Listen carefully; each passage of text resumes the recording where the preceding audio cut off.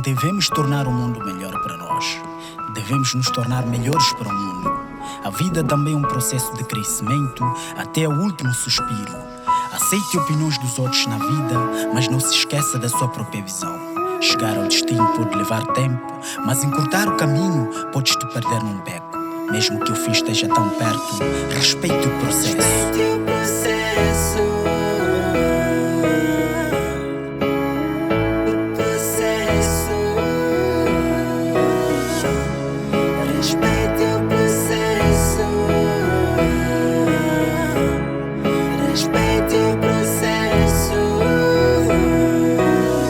Todos os dias somos desafiados a lutar. Todos os dias a mesma rotina ao acordar. Agradecer a Deus por ainda respirar. E obrigado avô por me fazer e estudar. Sei muito tiveram por me sacrificar. Tudo para que conseguisse hoje me formar. Mesmo sem certeza de um dia me empregar. Nunca me esqueço daquele docente ali, que foi um obstáculo para muitos aqui. Como se também nunca tinha sido um estudante. Várias vezes tive a chance de desistir. Tenho visto a boladeiros me unir, mas sempre pensei no melhor para mim. Com todo o vosso apoio hoje eu consegui. A força que há em mim também está em ti. Por favor respeite seu processo de aprendizagem. Respeite o processo.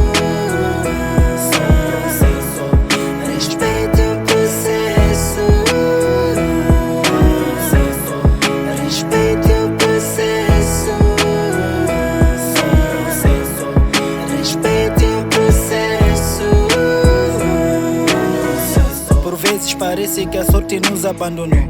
Por vezes pensamos que alguém nos amaldiçoou. Frustrações da vida que causaram-nos muita dor.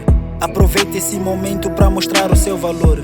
Mudar a sua vida a partir desse momento. Ser forte e lutar, dar um fim nesse sofrimento. Caminho certo para a vitória é sempre persistir. Sucesso é a prova de nunca desistir. Deus abre as portas, mas você que atravessa. Respeite seu processo, não tenha tanta pressa. Alguns se formam para ser empregados dos outros, mas outros se formam para ser seus empregadores. Você não está atrasado, muito menos está perdido. Apenas estás a acompanhar o seu próprio ritmo. Emprego está difícil, mas sempre haverá um trabalho honesto e que é digno por aí. Todo sucesso tem